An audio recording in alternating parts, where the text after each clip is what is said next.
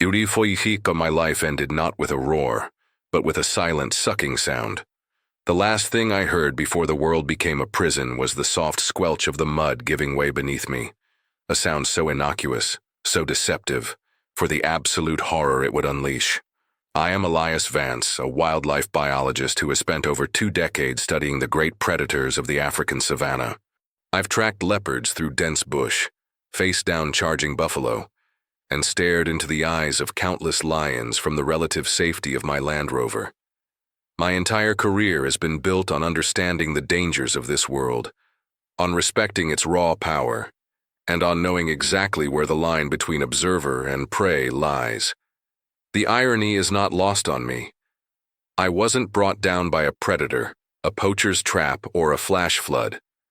My undoing was a patch of seemingly solid earth. The day began like any other. The sun, a brutal orange ball, was already scorching the landscape as I set out to check on a young male lion I had been monitoring for weeks. A magnificent beast with a mane like a dark halo. His signal had gone silent, a common occurrence with faulty collars, but I felt a pull, a need to ensure he was okay. I drove deep into the reserve, miles from the nearest road, where the dirt track faded into a maze of elephant trails and hidden water holes. The air was thick and humid, the sky a vast, indifferent blue. The map on my dashboard showed a dry riverbed ahead, a shortcut to where I suspected the lion was. Dry riverbed is a loose term in this part of the world. It's a place where the water vanishes, but the soil retains a treacherous memory of its liquid past. I got out of the car, my boots sinking slightly, a familiar feeling. I knew the drill. Walk slowly, test the ground, stay alert. I was an expert, not a tourist. This was my office, my home. I took a step, then another. The ground beneath me shifted, a subtle but undeniable tremor. It wasn't the firm, sandy soil I expected. It was something else, something slick and viscous. Before I could even react, the ground collapsed. One leg plunged deep, my knee hitting the surface with a sickening thud. I tried to pull it out, but the mud had a grip like a vice.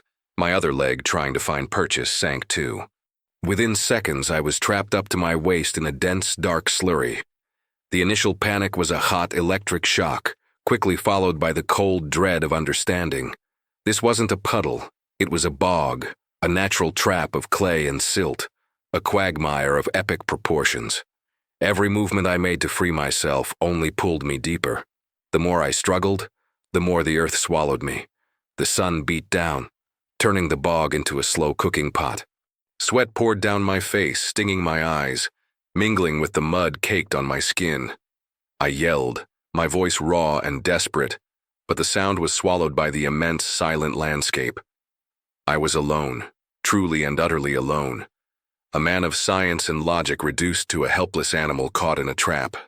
My credibility, my experience, all of it meant nothing now.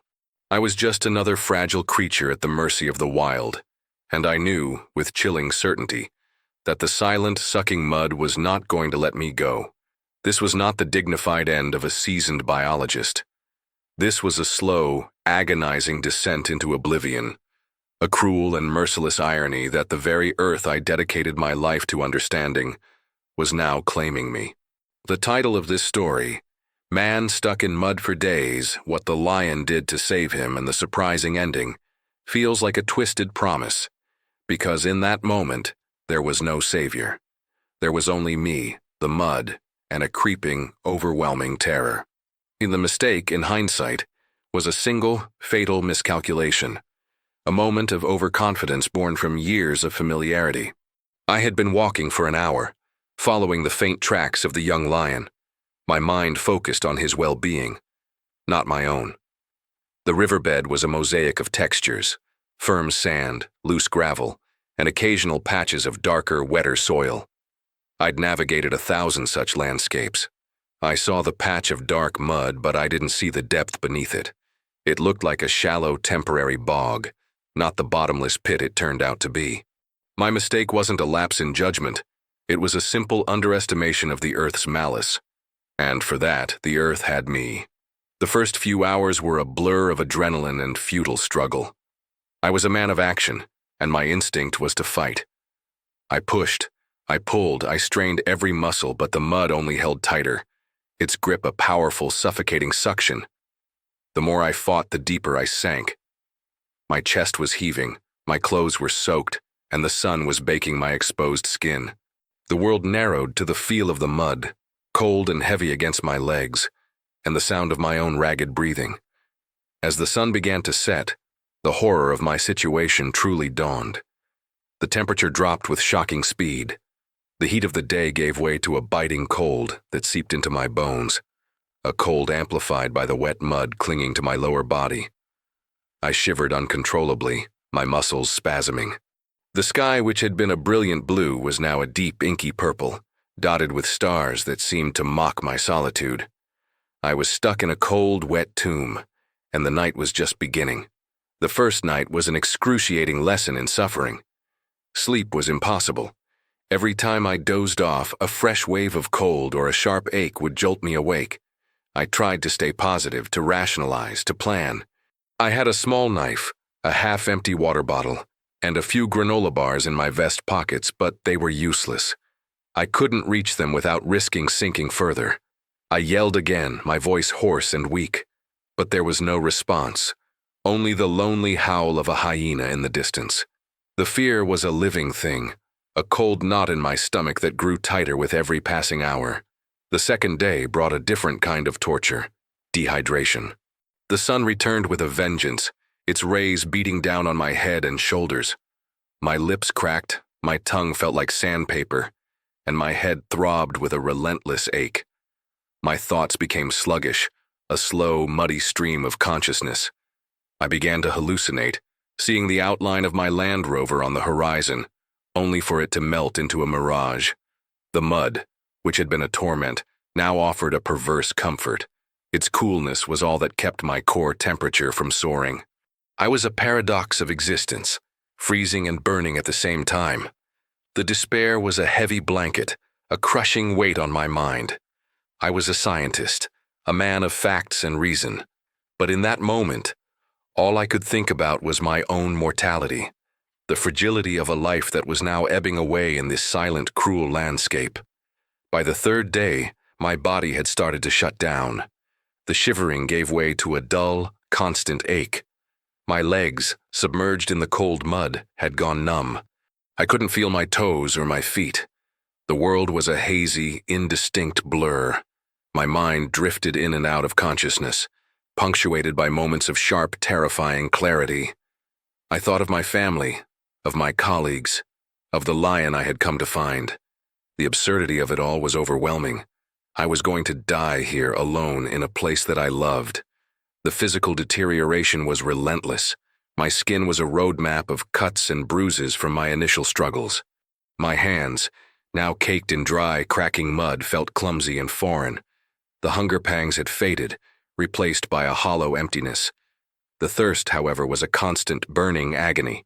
My body was cannibalizing itself, feeding on its own muscle and fat to survive. Each breath was a conscious effort. I was a statue, a man turning to earth, a monument to a foolish mistake. The psychological toll was even worse. Hope was a flicker, a tiny candle in a vast, dark room. I would see a bird fly overhead and imagine it was a rescue helicopter. I would hear a distant sound and believe it was a vehicle. Each time the hope was dashed, the despair deepened. I was drowning not in water, but in a sea of hopelessness, buried alive by the very earth I revered. I found a new, even more terrifying enemy in the evening of the third day. The shadows lengthened, and with them came the scavengers. First, a lone hyena, its eerie cackle cutting through the silence. I watched it from the corner of my eye, its silhouette a grotesque caricature against the twilight sky. It was a macabre sentinel, a harbinger of my end. It sniffed the air, its gaze fixing on me. It knew I was weak. It knew I was prey. I tried to make a sound to scare it off, but all that came out was a pathetic, gurgling gasp. It circled, a patient vulture waiting for the inevitable. The cold, the thirst, the hunger, they were all abstract concepts. The hyena was real. It was a tangible threat, a flesh and blood reminder that the ecosystem I studied was now looking at me as a potential meal. And for the first time, the absolute unvarnished terror of my impending death took hold. I was not just going to die. I was going to be eaten alive, my body torn apart by scavengers. My scientific detachment, my professional distance, all of it vanished, replaced by a primal, animalistic fear. I was not a biologist anymore. I was just meat stuck in a swamp waiting for the end. And the night of the third day descended into a surreal nightmare. My mind, ravaged by dehydration and exhaustion, was a chaotic mess of flickering thoughts and distorted perceptions. The hyena had settled into a patient vigil, its eyes glowing like malevolent embers in the darkness. I was in and out of consciousness, my body a puppet of shivering and twitching. In one of those brief moments of lucidity, I saw a new shadow emerge from the bush. It wasn't the clumsy lope of the hyena. This shape was sleek, powerful, and utterly silent. It moved with a grace that was both beautiful and terrifying. My heart, already a weak, fluttering thing, hammered against my ribs. Was it another hyena? A leopard? A lion? My biologist brain, even in its state of near-total shutdown, tried to identify the silhouette. Its size was massive. The sheer power radiating from it was palpable. This was no scavenger. This was a predator, a king of this domain, and it was walking directly toward me. I closed my eyes, bracing for the end. I had faced lions before, but never like this. Never as a helpless, trapped victim. I expected a swift, brutal attack. I waited for the crushing weight of a predator's jaw, the tearing of claws. But nothing happened. There was no attack, no roar of triumph. Instead, I felt a strange warmth radiating from the spot where the creature had stopped. I opened my eyes a fraction. In the gloom, I could just make out a pair of large amber eyes reflecting the starlight. It was a lion, a magnificent male, its massive head held high, its mane a shaggy halo of darkness against the night. He was standing maybe 20 feet away, his gaze fixed on me. And the hyena was gone. The creature of the shadows had vanished without a sound. My mind couldn't process it. Why hadn't the lion attacked? My survival instinct screamed at me that I was in danger, but a different, more primal part of my brain was quieted by a profound sense of awe. He wasn't stalking me. He was just watching. For what felt like an eternity, we were locked in this silent, tense standoff. The lion, a perfect sculpture of predatory power, and me, a pathetic, mud-caked scarecrow. The tension was almost unbearable. Was he waiting for me to die? Was he simply curious? And then he did something that defied all logic, all my years of study, all my understanding of animal behavior. He let out a low, guttural rumble, a sound that wasn't a roar of aggression, but a deep, resonant vibration that seemed to shake the very ground. He turned his head and looked not at me, but toward the horizon, in the direction of my Land Rover. He did this again and again, a silent but unmistakable signal. He wasn't looking at the truck, but toward a specific landmark I knew was near my vehicle. The act was so bizarre, so completely out of character for a wild lion, that my mind, already fractured, couldn't make sense of it. He was communicating. He was pointing. Was he trying to tell me something? Was he a hallucination born of my fevered imagination? I stared at him, my brain reeling. The amber eyes held no malice, no hunger. There was a strange kind of intelligence in them, a focused intent that I had only ever seen in humans. It was as if he was trying to convey a message that I was too dull, too weak, too human to understand. He then did the one thing that truly shattered my reality. He walked slowly, deliberately, toward a gnarled acacia tree about 10 feet to my left. He nudged a large, loose branch with his snout, then used his massive paw to push it down into the mud, not toward me, but away from me. He repeated the action, pushing another branch, then another. He was building a rudimentary platform, a solid surface, right beside my trap. He didn't look at me, didn't make a sound.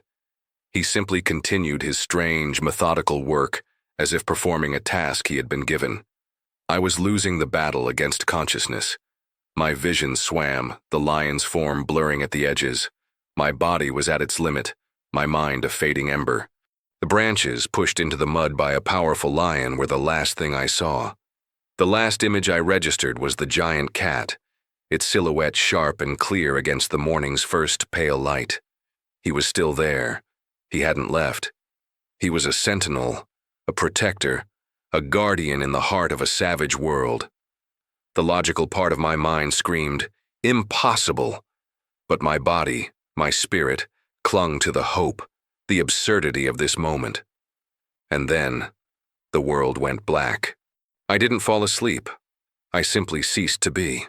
The next sensation I remember was the feeling of warmth, not the scorching sun, but a gentle enveloping heat. My eyes fluttered open, struggling to focus. I was still in the mud, but something was different.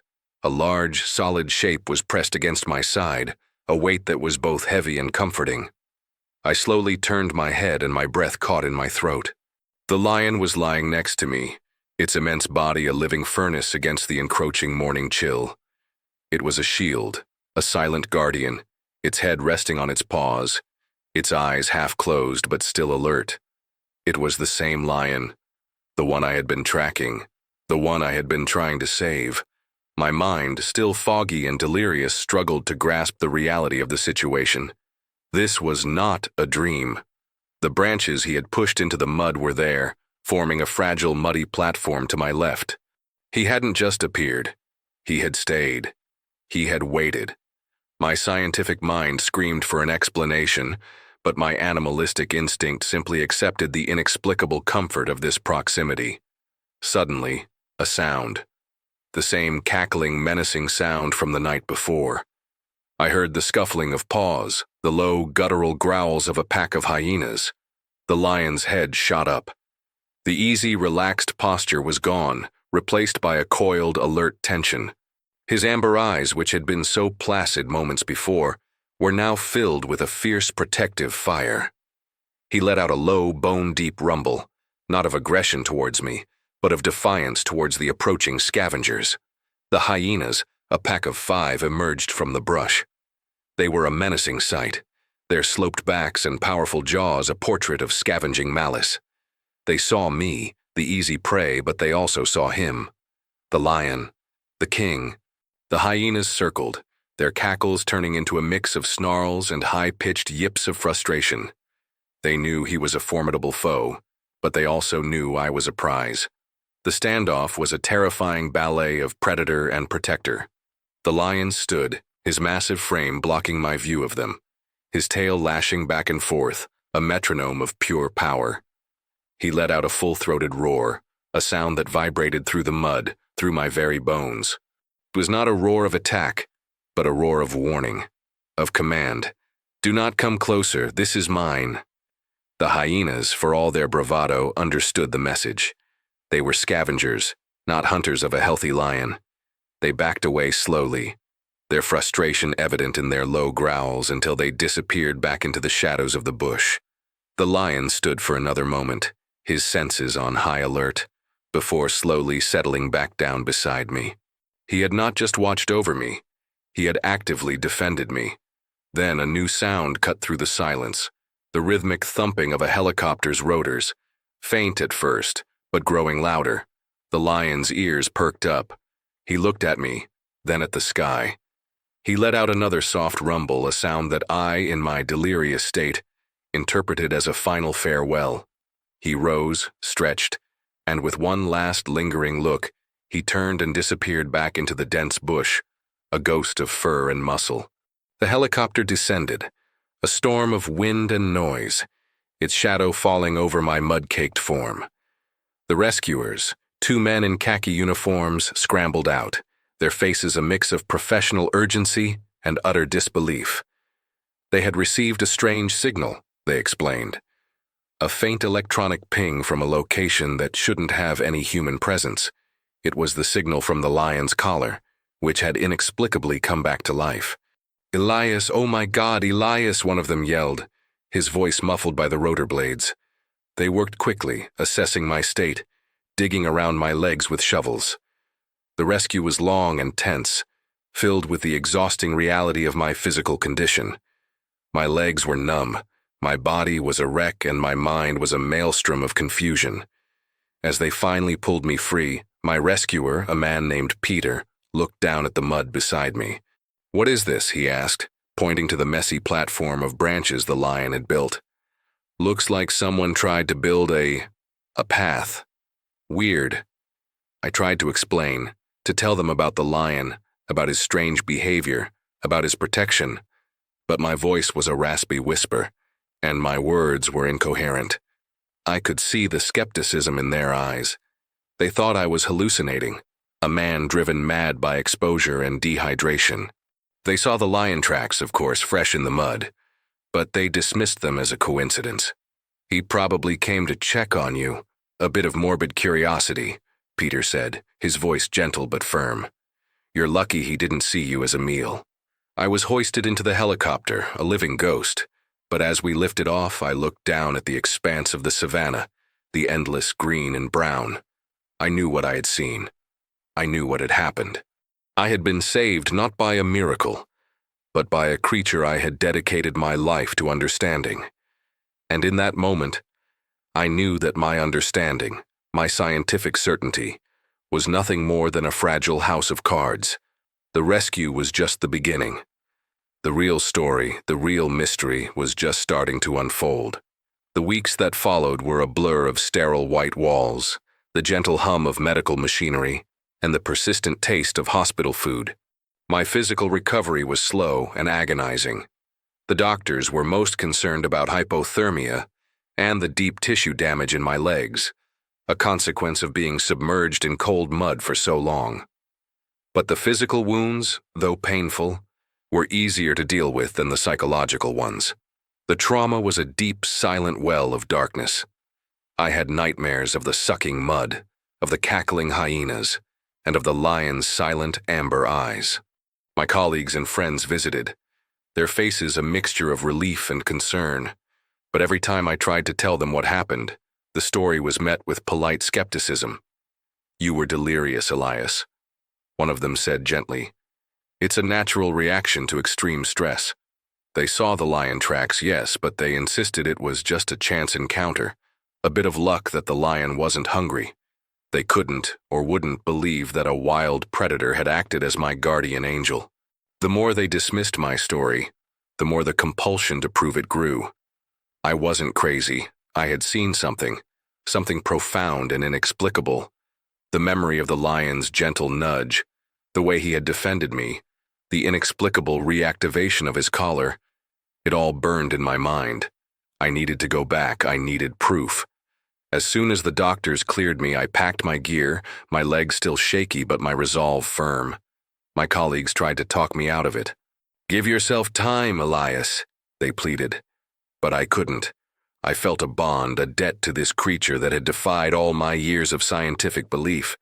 I returned to the exact spot in the riverbed.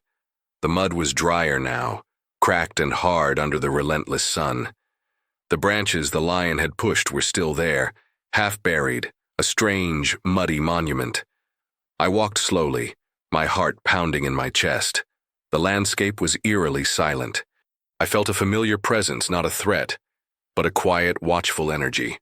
I set up a high-resolution trail camera, hoping to capture some evidence, any evidence of this incredible animal. For 3 days I waited, sleeping in my Land Rover, my eyes scanning the horizon. The lion, the same one from the collar whose signal had once again gone silent, was nowhere to be seen. I was beginning to doubt myself, to think my colleagues were right. Maybe it was just a fever dream. Then, on the 4th morning, it happened. I saw him. He emerged from the brush, his immense frame a golden-brown beacon in the early light. He wasn't hunting. He wasn't patrolling. He walked directly toward the spot where I was sitting, a spot that was a good 50 yards from where I had been trapped. He looked at me, a long, deep stare.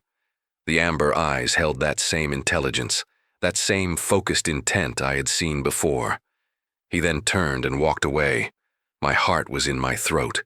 I hadn't been hallucinating. This was the same animal. I rushed back to my Land Rover, my hands trembling as I checked the trail camera.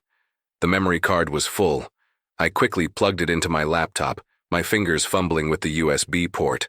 The first video was a blur of leaves and shadows. The second, a slow pan of the riverbed. And then there it was, the money shot. The video was taken from a different angle, a perspective I hadn't been aware of. It showed the lion, the very one I had been tracking, emerging from the bush, standing over me, his massive form a silhouette against the night sky. But the most important part wasn't what he was doing. It was what he was holding. He had a small, tattered leather pouch in his mouth. My pouch, the one that held my spare collar tracker batteries. He had taken it from my Land Rover and carried it to me. He didn't drop it. He didn't tear it apart. He carefully placed it a few feet away from my hands, nudging it with his snout. Then, in the video, I could clearly see him batting the collar itself against the ground, the very action that must have reactivated its signal before he settled down next to me. I froze, staring at the screen. The evidence was irrefutable. The lion hadn't just appeared. He hadn't just protected me. He had brought me the very thing that led to my rescue. He had understood. He had acted. This was not a coincidence. This was an act of profound, inexplicable sentience. The mystery of the Savior was no longer a question of if, but of why. And the video was my trump card. I showed it to my colleagues, their faces shifting from polite condescension to slack-jawed astonishment. This is impossible," one of them stammered, staring at the footage of the lion manipulating the collar. The evidence was undeniable, but the explanation was missing. The scientific community, built on logic and observable data, had no framework for this. We needed an expert, someone who specialized not just in animal behavior, but in the anomalies, the exceptions that defied classification. I reached out to Dr. Anya Sharma, a reclusive but brilliant ethologist known for her radical theories on animal cognition and her deep archival research. She was the perfect person to introduce to this unfolding mystery. I sent her the video and my detailed account of the ordeal. Her response was a single-line email: "Come to my lab. Bring everything." Dr. Sharma's lab was a chaotic masterpiece of dusty books, ancient maps, and state-of-the-art computers. She was a woman in her late 60s, her hair a wild, silver-streaked mane, her eyes sparkling with an intensity that belied her age. She watched the video with a quiet, focused intensity, her silence more profound than any exclamation. "The collar," she said finally, her voice a low purr. "The pouch. The deliberate action. This isn't just problem-solving. This is something else." We began a deep dive into the history of my lion. I provided her with all my data, tracking patterns, hunting habits, territorial movements, everything I had recorded over the months. Dr. Sharma, in turn, began an exhaustive search through her vast digital and physical archives. We were looking for any similar documented cases, any whisper of a lion acting in a way that suggested human-like intelligence, or more specifically, a connection to human artifacts. The research was a methodical, painstaking process. Days turned into nights. We pored over satellite images, cross-referenced historical field notes, and analyzed centuries-old colonial reports of lion-human interactions. Most of it was predictable. Lions hunting humans, lions avoiding humans, territorial disputes. But then, on the third day, a eureka moment. Dr. Sharma, her face illuminated by the glow of her computer screen, let out a gasp. "Elias, look at this." She pointed to a blurry, sepia-toned photograph from a field journal dated 1968. The journal belonged to a little-known British conservationist named Edward Harding. The photo showed a young male lion, the spitting image of my lion, and standing next to it, a young boy with a prosthetic leg. Harding's journal mentions a lion he named Orion, Dr. Sharma explained, her voice trembling with excitement. He was found as a cub, orphaned after poachers killed his mother. He was raised by Harding not as a pet, but as a kind of ward. Harding had a son, Julian, who was a polio victim and lost a leg. The lion and the boy were inseparable. She pulled up another document, a detailed account of an incident. Julian, while playing in a field, had dropped and lost the specialized battery-powered transmitter for his prosthetic. The lion, Orion, had found the device, carried it back to the house and pawed at it, as if trying to show its purpose. He had been trained in a way to understand the importance of human objects, of our technology. Harding died a few years later. Dr. Anya continued. And Orion was released back into the wild. The records trail off, but the descriptions, the physical markings, the unique pattern of his mane, it all matches. The revelation sent a chill down my spine. The lion that had saved me wasn't just a wild animal. He was the son of Orion, the same bloodline. The knowledge, the learned behavior passed down from father to son. It was a form of cultural transmission. The lion I had been tracking wasn't just my lion. He was the great-grandson of the lion who had learned about human technology, about batteries and signals and what they meant. The problem-solving I had witnessed wasn't a sudden burst of genius. It was an ancestral memory, a ghost of knowledge passed down through generations. The scientific hypothesis was breathtaking in its simplicity and its profound implications. The lion had not known that the collar would bring a helicopter. He had seen me, a vulnerable human, and my vehicle. He had seen my distress, and in a moment of crisis, his inherited instinct, the ghost of a lesson learned decades ago, kicked in. He had sought out the signal, the human technology, and he had used it to get help, just as his ancestor had done for a young boy with a prosthetic leg. He had been trained, in a very specific non-human way, to understand the concept of a signal, of a human needing help with a device. He was a keeper of an ancient, learned wisdom, passed down through the generations of his pride. The mystery wasn't about a magical lion, it was about an incredible and previously unknown form of cultural inheritance in a wild predator. The hypothesis, while compelling, was just that, a theory. We needed irrefutable proof. Dr. Sharma and I worked tirelessly to track down the lineage of Orion's pride. We discovered that Orion had fathered several cubs, and one of them, a male, had established a new territory a few hundred miles away. This new lion, we learned, was the father of the lion that had saved me. This lineage, this direct connection, was the first piece of solid evidence. But the final, irrefutable confirmation came from a stroke of unbelievable luck. A local game warden, a man who had worked the reserve for decades, contacted us. He had been an apprentice to Edward Harding as a young man. He remembered Orion, and he remembered Julian. More importantly, he had a collection of old photographs and some of Julian's things, stored away in a dusty old chest. He brought us the chest.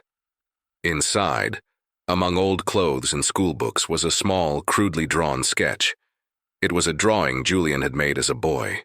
It showed a lion, a boy with a prosthetic leg, and a crudely drawn arrow pointing from the lion to the boy's leg, and then to a small, box-like object. Below it, in a shaky child's hand, was a caption, "Orion brings me my box." The drawing was the final piece of the puzzle. It was the visual confirmation of a learned behavior passed down through generations. The lion hadn't acted out of a sudden, miraculous sentience. He had acted on a deep, ingrained memory. My lion was his brother's keeper, a protector in the truest sense of the word, a legacy of his great-grandfather's unique bond with a human. The implications of our findings were staggering. We published our results in a paper that sent shockwaves through the scientific community. The paper, titled Cultural Transmission of Learned Behavior in a Wild Predator, The Legacy of Orion, was initially met with intense skepticism. But the video, the historical documents and Julian's drawing were impossible to ignore. Media outlets picked up the story, and it went viral. My experience, once dismissed as a fever dream, was now a global phenomenon. I was interviewed on every major news network. The story captured the public imagination, challenging long-held assumptions about the divide between humans and animals. It wasn't just a story about a man being saved by a lion. It was a story about empathy, about learned behavior, and about the deep, mysterious connections that can exist between species. The implications for conservation were profound. Our research suggested that lions and perhaps other predators were not just instinct-driven killing machines. They were complex, sentient beings capable of retaining and transmitting learned behaviors across generations. This new understanding spurred a new wave of research into animal cognition and intelligence, and it fundamentally changed the way many conservationists viewed their subjects. The public, who had once seen lions as little more than dangerous animals, began to see them as individuals with histories and legacies and a capacity for actions that defied our neat scientific boxes. My ordeal, which had almost cost me my life, had instead provided a new lens through which to view the wild world, a lens that saw not just predators and prey, but a tapestry of interconnected lives, histories, and memories. The notoriety that came with the discovery faded, but the transformation it brought about in my life and career was permanent. I no longer saw myself as a detached observer, a scientist recording data from a safe distance.